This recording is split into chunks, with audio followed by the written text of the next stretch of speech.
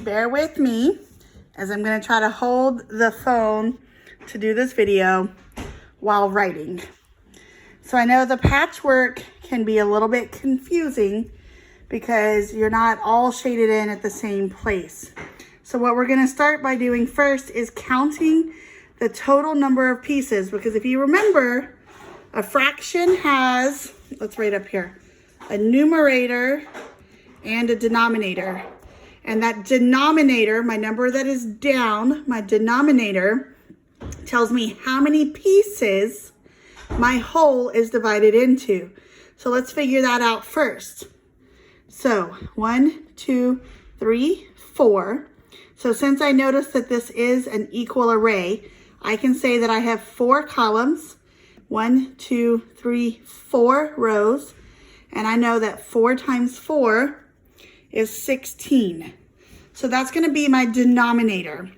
If you wanted to, you could have counted each square, excuse me, but you would have ended up with 16.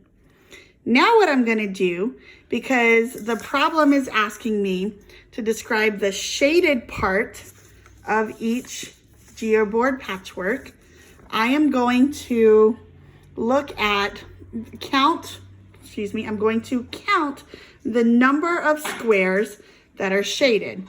1, 2, 3, 4, 5, 6, 7, 8.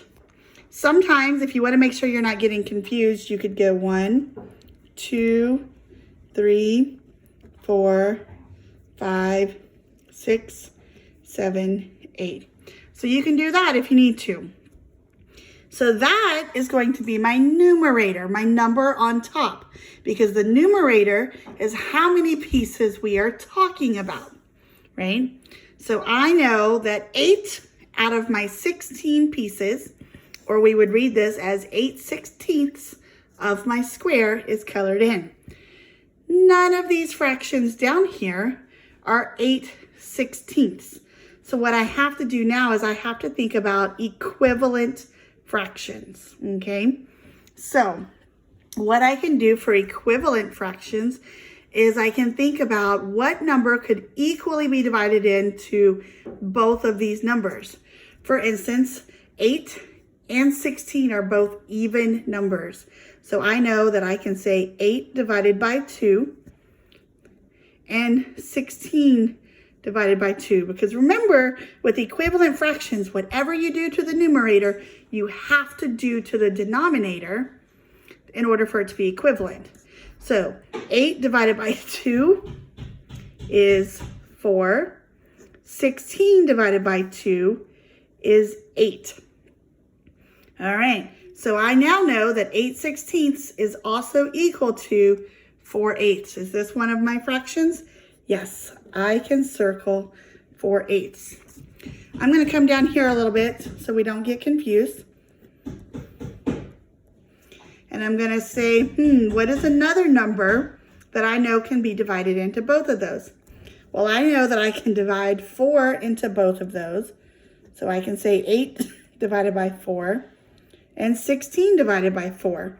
8 divided by 4 equals 2. 16 divided by 4 equals 4. So 8/16 is also equal to 2/4. Is that one of my options? Yes. All right, I'm going to keep thinking. Are there any other numbers that can be equally divided into both my numerator and my denominator? And the answer is yes.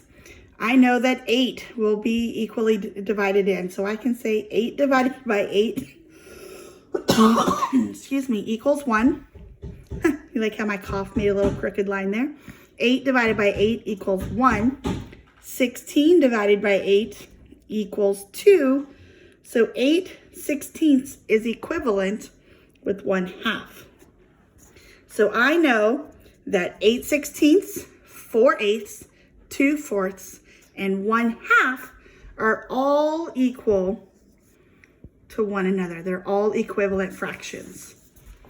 Now, when I want you to come over here and I want you to do this one on your own, but what you're going to notice is the shaded part is only half of one of these big squares. So you're either going to have to imagine there's one of two ways you can do this.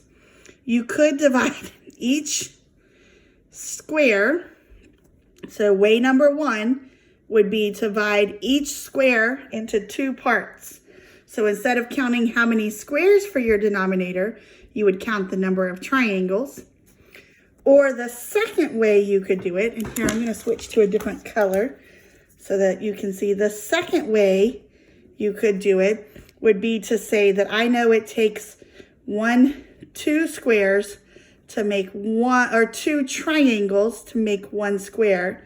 So this would be equivalent to one square, and this would be equivalent to one square. And so I want you to pick which way works best for you.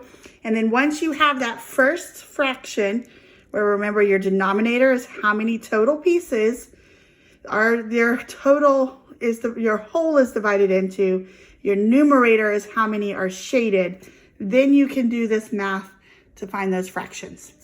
Let me see it when you're done. I know you're going to do great.